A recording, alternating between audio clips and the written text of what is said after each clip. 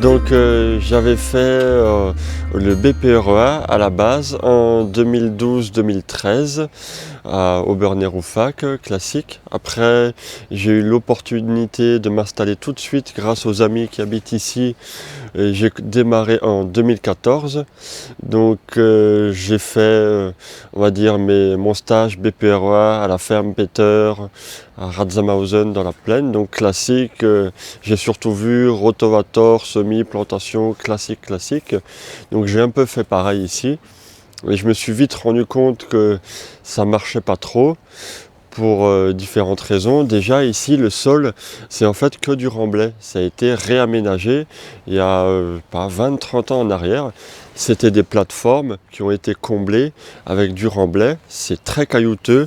C'est vraiment pas de la terre adéquate. Donc je me retrouvais avec un sol caillouteux très difficile pour semer déjà, pas fertile, donc il a fallu trouver d'autres techniques. Je suis pas mécanisé aussi, donc c'est plutôt manuel. Et donc petit à petit, j'ai découvert la sauce MSV, je suis allé un petit peu aux ateliers, conférences, machin, et j'ai pris quelques idées, et petit à petit, d'où le résultat final. Maintenant, je fonctionne surtout avec des bâches d'occultation. Je rajoute de la matière organique par-dessus pour semer, planter. Donc maintenant, grâce à AgriValor, justement, ça m'a permis d'évoluer pour les semis également. Je me suis réconcilié avec les semis de radis, de carottes, de tout ce que tu veux. Chose que j'avais complètement abandonnée au bout d'un moment.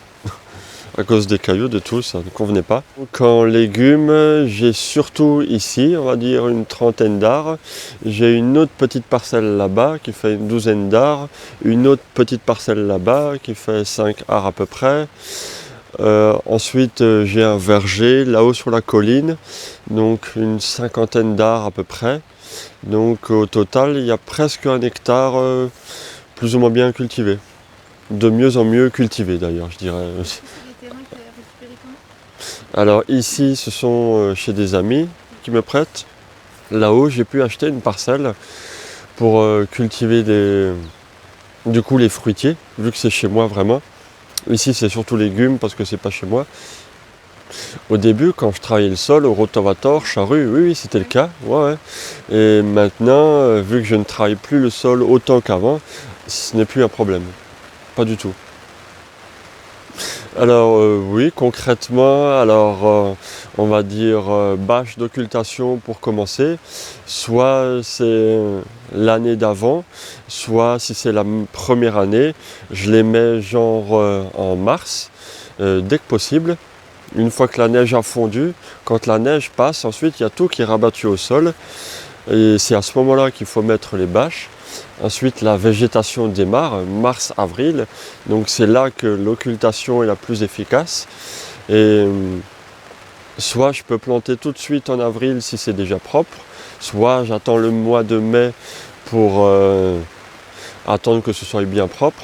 Ensuite, on va dire mars-avril, je commence à mettre du compost là où c'est propre déjà, et je remets une bâche d'occultation. Donc pour faire des faux semis aussi, des fois je ne remets pas tout de suite la bâche d'occultation, je vais laisser un petit peu prendre les mauvaises herbes, ensuite j'occulte, et après au mois de mai, fin avril, mai, je commence vraiment à semer. J'enlève la bâche, et soit j'attends de nouveau un petit peu pour les semis, pour laisser le temps aux mauvaises herbes, et ensuite je sème.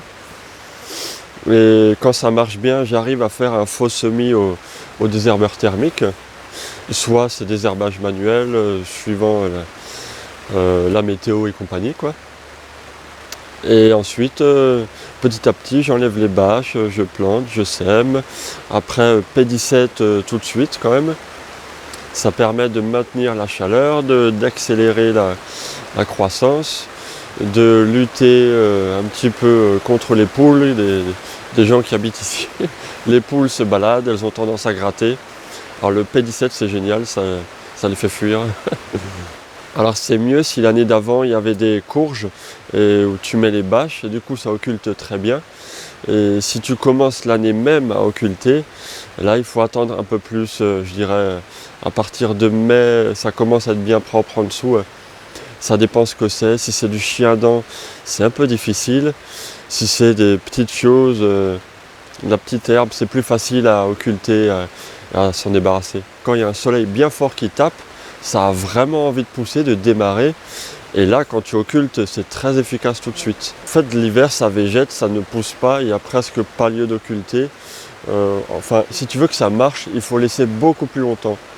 Que quand tu le fais au printemps, au démarrage printemps, tu n'es pas obligé de le faire aussi longtemps. Ça occulte beaucoup plus rapidement, vu que la végétation veut pousser, là tu l'occultes. C'est beaucoup plus efficace que simplement en hiver. En plus, en hiver, bon, il y a la neige, ça occulte déjà comme ça. Après, c'est moins nécessaire d'occulter en hiver. Ça végète de toute façon sous la bâche. Il faudrait 6 mois d'hiver contre 1 ou 2 mois de printemps pour occulter, tu vois. Donc en plus, quand il y a du vent, ça souffle, ça s'envole, les bâches vont chez le voisin, c'est compliqué. Ça permet aussi qu'il y ait de l'eau qui s'imprègne dans le sol aussi, je pense. Ouais. Vu que c'est en pente, ouais, l'eau va ruisseler beaucoup plus sur les bâches. Bah oui. Donc alors, je laisse le sol respirer en hiver, Voilà, tout simplement. Ouais, c'est ça, okay. Non. Je n'ai que ça comme surface à cultiver. Je ne fais pas d'engrais verts. Non, je ne fais pas. Ouais. Et du coup, je mets de la matière organique à fond et ça suffit. Pour cultiver des petits légumes, il n'y a pas besoin de plus. Alors il y a le fumier de cheval. Là, ça c'est bien de mettre déjà un peu à l'automne pour que ça ait le temps de un peu s'incorporer au sol tout l'hiver. Après, il y a le compost de déchets verts Agrivalor qui lui est utilisable direct. Donc, tu mets juste avant de semer. Voilà, genre au printemps, tu le mets en place. Dès que c'est propre sous la bâche, tu le mets en place. Tu peux cache planter, semer dessus, plus ou moins. Si tu veux faire un faux semis, c'est mieux d'attendre un petit peu, le temps que ça se mette bien en place. Et voilà. Depuis peu, le fumier, le crottin d'âne aussi. Donc, parce que j'ai un âne là-haut. Mais là, c'est plutôt pour les plantations de mottes. Les semis, le compost fin, c'est vraiment pour les semis. Vu que j'ai un semoir à pousser, Terradonis, il faut une matière fine qui ne colle pas, qui soit pratique pour les semis. Le compost à semis spécial. C'est uniquement les crottins mis en tas, mais je les composte quand même, minimum 2-3 mois. Et après, il faut, vu que c'est quand même épais, solide, il faut mettre en place et attendre. Tu peux pas vraiment semer dedans, c'est pas fait pour ça. C'est plutôt pour la plantation de mottes, ou de fruitiers, ou de ce que tu veux. Tu travailles quand t'as Ah non, je laisse le tas tel quel, ouais. Et ensuite, tu attends le temps qu'il faut. J'avais par erreur semé de l'herbe et un petit peu dessus. Et je me suis rendu compte que l'herbe poussait même sur le tas. Donc là, je me suis dit, il est opérationnel. Si l'herbe pousse dessus, tout pousse. C'est opérationnel. Ah, alors il y a des herbes plus tenaces que d'autres, le chien-dent bien sûr. Là au bout d'un moment il faut les enlever. Mais ensuite non, une fois que c'est bien occulté, c'est assez propre, donc il n'y a pas grand chose. À part le chien-dent, oui c'est des rhizomes, là vraiment il faut désherber à la main. Mais c'est quasiment l'une des rares que je fais. Chardon, oui, voilà, ça en fait partie aussi. Dès que c'est des rhizomes souterrains, un peu, c'est plus difficile, ouais. Peu importe, moi je l'enlève, je me pose pas la question. Disons, il y a tellement peu de quantité que la question ne se pose pas. Et puis après, si tu laisses sur place, ça peut favoriser les limaces. Que là, je suis plutôt en mode, je ne paille pas du tout, je fais pas de paillage pour l'instant. Je préfère avoir limite un sol nu où on voit des fois le compost à nu c'est mieux, ça ne favorise pas les limaces. Tu fais ça pour pas tirer les limaces? Ouais. Si je devrais pailler, je le ferais plutôt début été. Oui. Avec de la paille ou ce que tu veux. Ça, c'est début été. Quand tu plantes tes petits choux là, comme ça, au bout de une semaine, 15 jours, ça dépend du temps qu'il fait, mais quand tu vois qu'ils disparaissent petit à petit, il n'y a pas photo, enfin, c'est les limaces quoi. Et le paillage, je fais jamais trop au printemps. Ce sera plutôt début été. Quand même, hein. Oui, faire un môle, même une fois par semaine s'il en faut, autant qu'il en faut. Là, il n'y a pas de secret. Ouais, sinon, t'as Pour des grandes, moyennes à grandes surfaces, il n'y a pas de secret, c'est ça. C'est pratique, rapide. C'est utilisable en bio, alors pourquoi se priver voilà. C'est quasiment le seul produit, entre guillemets, chimique, on va dire, que j'utilise. Non. on a Sinon, c'est c'est l'horreur, déjà un gros on va faire budget ça. la bière, alors. La bière, en fait, ça attire les limaces à 50 km, un truc comme ça. Ah ouais, non. En fait, la bière, on a l'impression que ça tue On les les limaces, attire. mais ça attire. Tu peux mettre des planches en place. Ouais. Dans les plantations, tu mets des Ça, planches. Là où tu, Et après, tu matches, ouais, quoi. tu les enlèves, Voilà. tu vas taper la planche à côté, tu les enlèves comme ça. Mais bon, là, on est dans Oui, le c'est de l'artisanat. le petit Ça, le jardin, petit quoi. potager, ouais. Là, c'est différent, je ne m'amuse pas à ça. Non. Il y aurait trop de planches. Ah oui. Kénopode, vas-y, il y en a tout plein. Parce que là, moi, par exemple, pour planter mes tomates, j'avais du mesclun, comme toi, là-bas. Ouais. Et je vais juste à la faux, j'ai passé la grelinette tout doucement. Je Mhm, laisse 24 heures. mhm, Et je mets ma paille mhm. et je plante mes tomates. Ouais, Et ok. en fait, je me dis que ça fait une nourriture aussi pour les limaces. Ils Mhm, vont pas manger le reste. Après, j'ai pas beaucoup de limaces pour l'instant. mhm, mhm. Mais C'est-à-dire le mesclin qui reste. voilà. Ouais, Il leur faut, en fait, il y a une bonne vidéo de Conrad Schreiber qui explique ça. Ok. Voilà. En fait, ils aiment bien, si tu as un sol lu, ça attaque ta plante. Si tu as un sol avec Avec. un peu un dégradable, Ouais. sa limate, elle va chercher juste la peau de ses œufs. pour C'est ça. trouver- Bah, Et elles après, il y a vont. aussi les champignons qui vont se développer et tout ça. Et elles aiment pas ça non plus. Ouais. Ça crée un. Voilà. Mais elles aiment la matière organique fraîche quand même. Ouais, Oui, c'est ça. pareil. Mhm. Si tu as une couche de mesclin, c'est pas mal. Oui, Du gazon, peut-être ça que. doit être Ouais, pareil. ouais. Ouais. Mhm, Bah, j'avais du gazon une année et depuis, on m'en ramène plus. mhm. Apparemment, c'est traité de terrain de foot et tout ça. C'est peut-être là où c'est intéressant de il y a faire un vraiment- engrais vert, de le broyer, de donner aux limaces. Ouais. Mhm, Oui, voilà, ouais. mhm. C'est juste un endroit petit pour peu tous les eux, jours. quoi. Ouais, C'est comme les campagnols, il faut mettre des piquets à buse. Hein. Et là, ouais. Mhm. parce que là, moi, c'est. Quand on fait de l'occultation comme ça, c'est vraiment le paradis pour les campagnols. Quoi. C'est vrai, Enfin, je sais pas c'est si vrai. toi, t'en as. Un petit peu, je suis pas plus embêté que ça. Et c'est peut-être parce que j'ai un sol de remblai caillouteux qu'elle n'aime pas. Plus difficile peut-être à voyager pour un. C'est ça, Ouais. ouais. Mais il y a des chats qui rôdent ici quand même. Moi, quand j'enlève les bâches, on fait sortez les chiens. Et c'est les Tu chiens. as tes propres semis pour tout ou t'achètes des plants? Non, je fais quasiment tous mes replants. Des fois, pour compléter 2-3 trucs, j'achète chez des collègues à gauche à droite, tout ça. Mhm. Mais sinon, je fais tout, ouais. Oui, Quasiment. ça c'est aussi une bonne source de revenus. Euh, Ça prend du temps, mais au printemps, je dirais, c'est une bonne activité de printemps. Après, vendre ses replants, c'est bien aussi. Du coup, donc ça permet de bien choisir ces variétés qu'on veut faire. J'achète beaucoup mes semences pour être sûr du résultat, pour le côté professionnel en fait.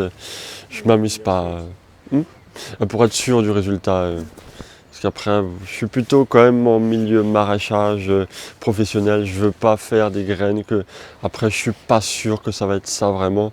Que le fait de faire tes graines, en fait, ça pourrait, elles vont s'adapter à ton climat, à ton terrain. J'ai jamais trop c'est ça. trouvé ça. Franchement, j'ai des graines de courgettes par exemple qui viennent de je sais pas où, mais je sais qu'elles produisent super bien. T'achètes chez qui? Il y a plusieurs fournisseurs, Germinance, Agrosemences, Sativa. Des fois ABDZF aussi, ça c'est plutôt les oignons, les plants, genre de choses comme ça. Tu fais des oignons aussi, t'as des oignons. Pas cette année, j'ai loupé le coche, mais des fois, quand je m'y prends un temps, parce qu'après il faut commander longtemps à l'avance, il faut pas Ouais, zapper. novembre, hein, novembre. Ouais, c'est ça. J'aurais pu te ramener. Des fois, tu loupes le coche, ah mince. Non, c'est vrai. Pour ce genre de choses, ou l'ail, ou des trucs comme ça. Moi après, je suis pas certifié bio, mais j'essaye de prendre que du bio quand même. Si comme ça, un jour, je veux être certifié bio, ce sera plus rapide. Ça, c'est une volonté de ne pas être certifié? Je n'ai pas vraiment le besoin. Disons que c'est une volonté, enfin j'en ai pas besoin pour au jour d'aujourd'hui. Pour vendre C'est quoi, pas on une t'a pas demande demandé de quoi. clientèle, ouais. Pour l'instant, j'arrive à faire sans, donc je fais ça, mais pour autant, j'adopte les mêmes pratiques qu'en bio. Local, oui, Tu vends où, local. du coup, oui. Le marché à Sainte-Marie, ici, c'est tout. Tu Il y fais a des paniers? des paniers aussi, mais que je vends sur le marché même. Je mixe à map, marché, tout ça en même temps. Vendre sur place aussi, le vendredi soir, mais là, ça marche très peu. Peu importe, le samedi matin marche très bien, donc ça va. Le On voit marché, pas du tout ici, hein. du coup, j'essaye de faire vente directe à la ferme, entre guillemets, beaucoup plus le vendredi soir, Tu fais des pommes de terre aussi? un petit peu, ouais. Cette année, c'est pas évident quand même. Alors là, c'est plutôt pommes de terre en mode classique quand même. Je travaille un petit peu le sol au motoculteur pour pouvoir les buter ensuite, pour aussi éviter les limaces du coup, ne pas mettre de paillage, tout ça par-dessus. Ouais. Ça favorise la limace, donc je ne fais pas. C'est le seul truc où je suis encore en mode à peu près classique. Pour la récolte aussi, c'est plus simple, plus rapide. J'ai tout là en fait, le motoculteur, j'ai vu, le soc là pour les patates, pour les sortir. Ouais. C'est quand même plus rapide que à la main entièrement quoi. Et là, avec ça, tu peux faire 1 tonne de patates par an. 1 tonne?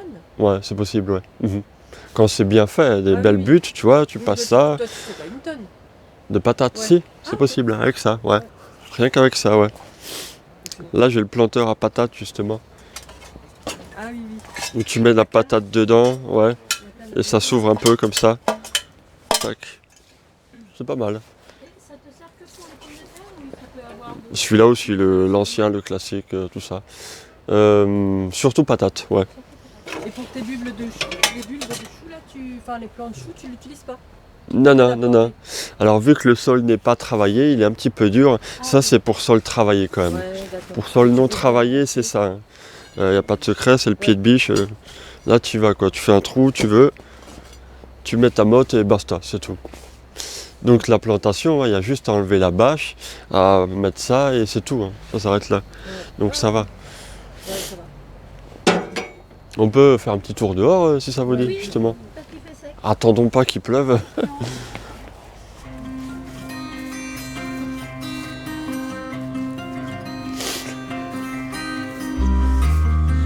On peut commencer au début, la première planche, là justement. Oula, tu vois. Ça te va, coup de main? Ouais, non, c'est juste pour montrer un quart. Je vais juste enlever un tout petit peu. Donc à la base, occultation. Ensuite, mise en place du compost comme ça.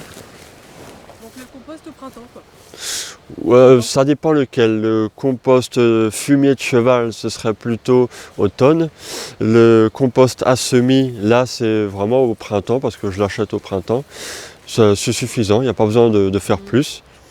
Donc il faut le mettre en place et après rebâcher par-dessus pour continuer d'occulter ou pour le garder propre quand même s'il n'y a rien qui est planté tout de suite. Donc là, première vue, c'est pas trop mal. Bon, pour semer, par contre, là, il faut attendre que ça sèche quand même, que ça ressuie. Mais il ressuie assez vite quand même. Il faut quelques jours de soleil et c'est bon quoi. C'est parti pour semer. Et tu mets quelle quantité là? Juste en général, genre ça, c'est juste de quoi semer, hein, pas plus. Ouais, mais. Vraiment juste histoire d'avoir un lit de semences et c'est suffisant quoi. Ah si, donc d'abord bâche pour occulter. Une fois que c'est propre, tu mets le compost, tu ratisses pour le mettre en place. Et après tu remets la bâche. Mais tu les mets debout au départ. Non, ils sont comme ça, tels quels, posés tout le temps, en permanence. Eux, ils les mettaient debout. Alors il y a 2 à 3 ans, ça dépend, il y a 2 séries. La première série avec le scotch ici et la deuxième avec le tissu. Ceux avec le tissu sont plus récents. Ensuite ça peut produire des champignons 3 à 4 ans. À chaque fois un peu au printemps et surtout à l'automne. Ça marche mieux à l'automne. Tout dépend du printemps que tu as, s'il est sec ou humide. Là, cette année, c'est bien. Il est humide. Parfait. Donc ça va réhydrater ton bois. Ouais, le bois est hydraté en permanence. Et alors c'est quoi le principe? J'achète sur internet, disons, le mycélium mélangé à de la sciure de bois. Donc dans chaque tronc, il faut faire une fente, vider et ensuite mettre une tranche de sciure de bois avec le mycélium et refermer pour que ça tienne en place en fait. Là, j'ai refermé avec du tissu simplement et des agrafes comme ça marche aussi. Faut pas que ça soit imperméable, c'est pas ça l'idée. Peu importe, le scotch est imperméable, ça marche aussi. D'accord. Perméable, c'est bien aussi. Et ça donne au bout de combien de temps? Il faut attendre une année pour que ça commence à produire des champignons, voire même 1 an et demi. Ça colonise le... Voilà. Et ça pousse vraiment entre le bois et l'écorce en fait.